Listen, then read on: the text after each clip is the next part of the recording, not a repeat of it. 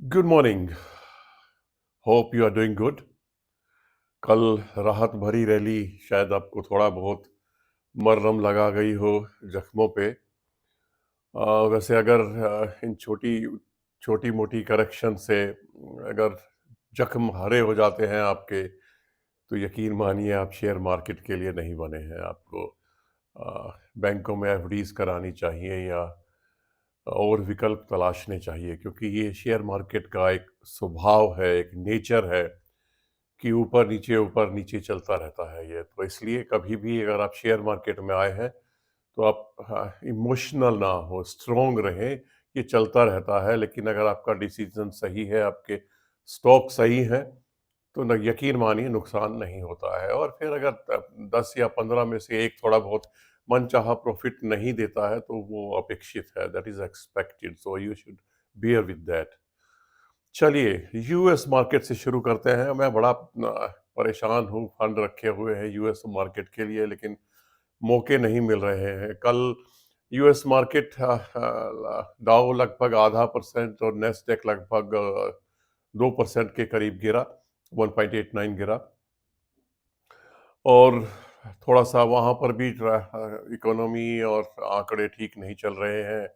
More over ये निश्चित सा हो गया है लगभग, जैसे अभी इसी वीक में मीटिंग हो रही है उनकी, तो सब मान चुके हैं कि इस वक्त रेट कट नहीं होगा। तो थोड़ा पेसिमिस्टिक सा माहौल है।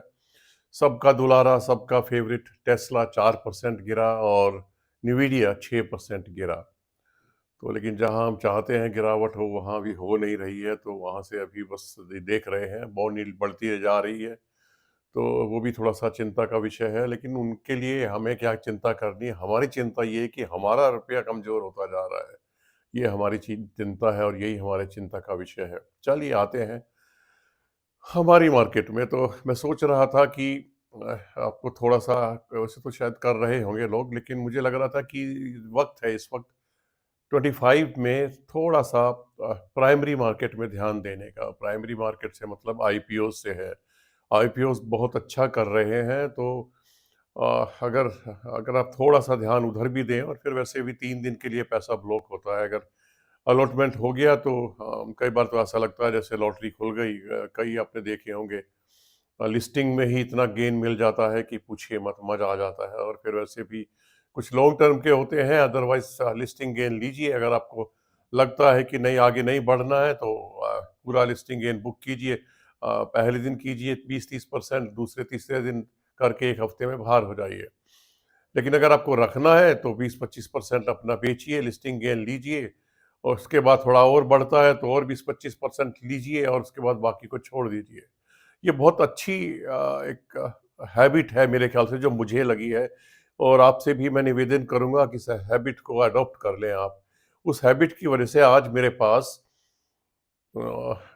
Infosys, TCS, Radico Khaitan, SBI, Jindal steel, Indian hotels और इस तरह के और भी कुछ शेयर्स ऐसे हैं जो बिल्कुल फ्री हैं। कुछ लोग बात करते हैं ना लाइफ लॉन्ग के लिए, जैसे बात एक सवाल था कि हम क्या इस शेयर को लाइफ लॉन्ग के लिए रख सकते हैं। जी हाँ, रख सकते हैं। अगर आप, जैसे मैंने अभी बोला, इस तरह से अगर आपने कर लिया है तो आप लाइफ लॉन्ग के लिए रख सकते हैं। अदरवाइज सॉरी मैं बार बार कहता हूं कि ये वो जमाना नहीं है राकेश झुनझुनवाला या वारन बफे वाला। You have to monitor every 5 years and then to decide what the best decision can be for you.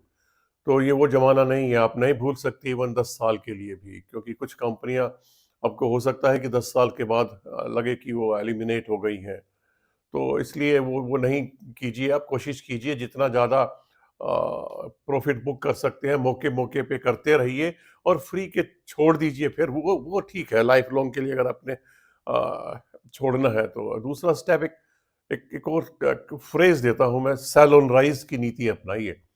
जहां आपको लगता है कि बढ़ गया है, 30-40-50% मिल गया है, थोड़ा सा बेचिए, बाहर होइए, पैसे लीजिए और बाकी को चलने दीजिए।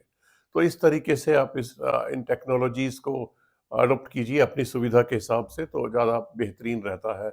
और पैसा भी घर में आता रहता है, बहुत ज़रूरी है ये। इसके बाद एक सवाल था इमरजेंसी फंड कि इमरजेंसी फंड कैसे रखें।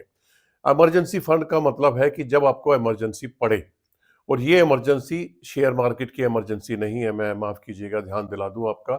शेयर मार्केट के बस फंड को तो मैं रिज़र्व फंड कहता हूँ, और उसको अलग रखिए 10 से 15 या 20% जितना भी यहाँ रखते हैं। इमरजेंसी फंड का मतलब है लाइफ़ की कोई भी इमरजेंसी।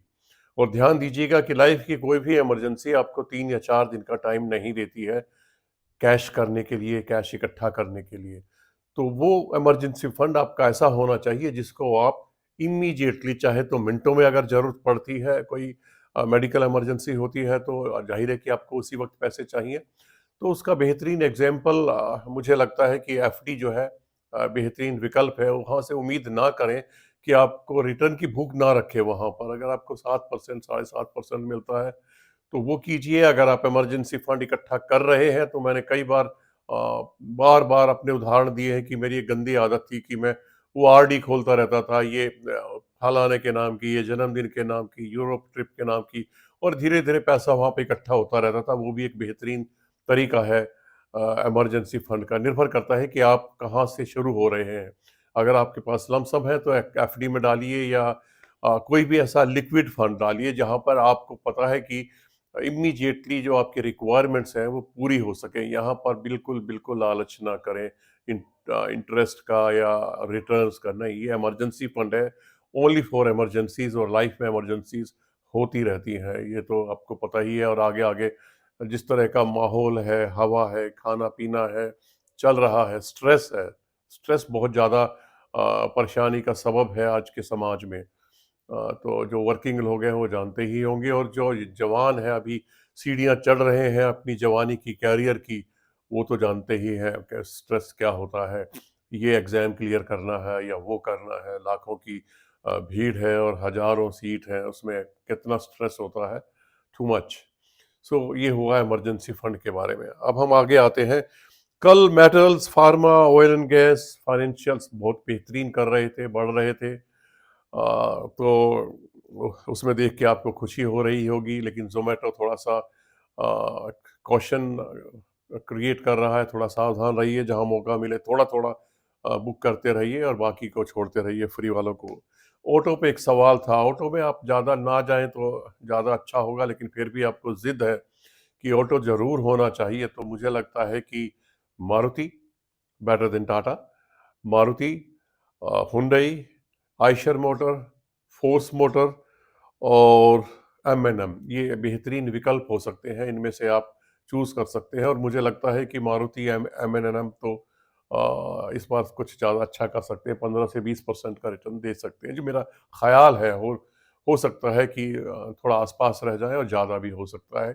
कोई इन्वेस्टमेंट एडवाइस नहीं है, मैं सिर्फ़ एक ऑप्शंस आपके सामने विकल्प रख रहा हूँ। ये आपके ऊपर है कि आप किसको चुनते हैं। चुनने से पहले फाइनेंशियल एडवाइज़र की सलाह ज़रूर ले लें, प्लीज़, प्लीज़, ये तो कहना बनता है ना।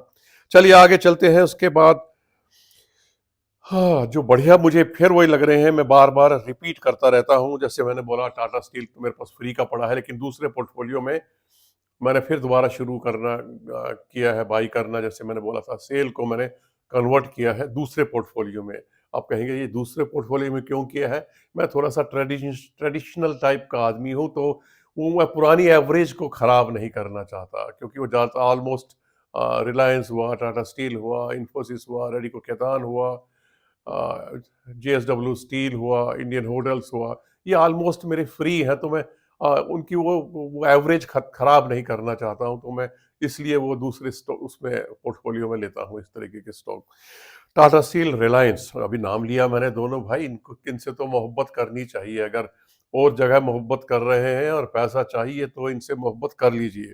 Tata steel, Reliance, SBI life, मैं बार-बार रिपीट किया है मैंने, और मैंने बताया भी है कब-कब मैंने खरीदा है। 1400 से नीचे एसबीआई लाइफ मैंने खरीदा है। एचडीएफसी लाइफ मेरे पास नहीं है, लेकिन बुरा विकल्प वो भी नहीं है, तो वो भी कंसीडर कर सकते हैं। तो मुझे क्या लगता है, Reliance, UltraTech, Maruti, HAL, ICICI bank, ये बेहतरीन रिटर्न दे सकते हैं आपको। मुझे लगता है 15 से 20% तो दे ही सकते हैं।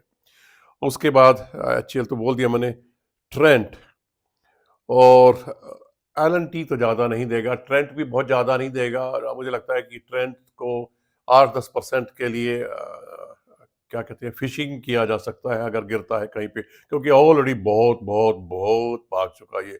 शायद 2 साल पहले मुझे लगता है मैंने 1200 में खरीदा था, मुझे याद है। कुछ पैसे की जरूरत थी तो कुछ बेच भी दिया था मैंने 1500, 1600, 1800 में। और आज देख के जलन होती है कि काश, कल किसी सज्जन का मैसेज था कि काश आईटीआई होता तो आज हम करोड़पति होते। जिंदगी में ये काश चलते रहते हैं, लगे रहते हैं। भूल जाइए, जो आपका था वो आपको मिल रहा है, जो आपका नहीं था, कृष्ण जी ने कहा है ना गीता में, जो आपका नहीं था वो आपका था ही नहीं, वो तो चला गया। तो आगे देखते रहिए, बढ़ते रहिए। इसके बाद फार्मा पे जरूर बना के नजर रखिए, क्योंकि आगे आगे आप, जैसे मैंने बोला कि बीमारियां बढ़ती हैं। जहां इमरजेंसी फंड आपके पास है तो वह इमरजेंसी फंड किस लिए काम आएगा? दवाइयां खरीदने के लिए। दवाइयां कहाँ खरीदेंगे? या तो आप सिप्ला की खरीदेंगे, या एल्केम लैब की खरीदेंगे, या नेटको की खरीदेंगे, या डॉक्टर रेड्डीज, या इसको कैसे भूल सकते हैं, बड़ा बेहतरीन भाग रहा है। जब ये अभी कॉरपोरेट एक्शन हुआ था, मैंने आपको बताया था कि तबीयत खुश हो गई। शेयर डबल डबल हुए थे कि 5 गुना हुए थे, शायद 5 गुना हुए थे, शायद मुझे याद आ रहा है। तो वो 1200 के आसपास था उस वक्त। मैंने बहुत आपको याद दिलाया था, जब भी मौका मिले नजर बना के रखिए। डीवीज थोड़ा बढ़ गया तो थोड़ा मैं उस पर थोड़ा सेप्टिकल हूँ। अभी नीचे आएगा, कहीं बुरी खबर आएगी तो उसके बाद सोचा जाएगा क्या करना है उसके अंदर। चलिए, ये तो था मेरा अभी तक का। उसके बाद स्विंग ट्रेड का बेहतरीन मौका चल रहा है, अगर आप थोड़ा सा समझदार हैं, you have skills. Suzlon energy, RBL bank, Bandhan bank, ABFRL, India bull housing, AB capital, Reliance power, ये जैसे स्टॉक्स हैं, मोमेंटम चेस करने के लिए बेहतरीन मौके होते हैं, provided that you have skill for such type of trading. Day to day stop, full stop, 100% stop. No day to day trading please, no. इसके बाद आता है, उसके बाद तो भूल गया मैं क्या कहने वाला था, वो बात मेरी डाइवर्ट हो गई। चलिए, निवेशित रहिए। अब मैं भूल गया तो भूल गया। निवेशित रहिए और घबराए ना। प्रॉफिट को घर लाते रहिए। यकीन मानिए, बार बार कहता हूँ, वही आपका है जो आपके हाथ में है। जिस पोर्टफोलियो को देख देख के खुश होते हैं, उसी को देख देख के हर दूसरे तीसरे दिन आप रोते भी हैं। अभी 2-3 दिन पहले जब 388 गिरा था, तो मैं देख रहा था कि 7 लाख नीचे था पोर्टफोलियो सिंगल डे में। कल रिकवरी हुई है, लेकिन इतनी ज्यादा नहीं कि उसको कंपनसेट कर रहे। तो शेयर मार्केट बड़ी सुहानी सी चाल चल रहा है। 2 या 3 कदम आगे बढ़ाता है और 1 कदम पीछे खींच लेता है, लोगों को तसल्ली दे देता है, मरहम लगा देता है कि देखिए प्रॉफिट हो गया, रिकवरी हो गई, लेकिन नहीं होती है। चलिए, निवेशित रहिए, घबराए ना, और अ, आगे बढ़ते रहिए ना।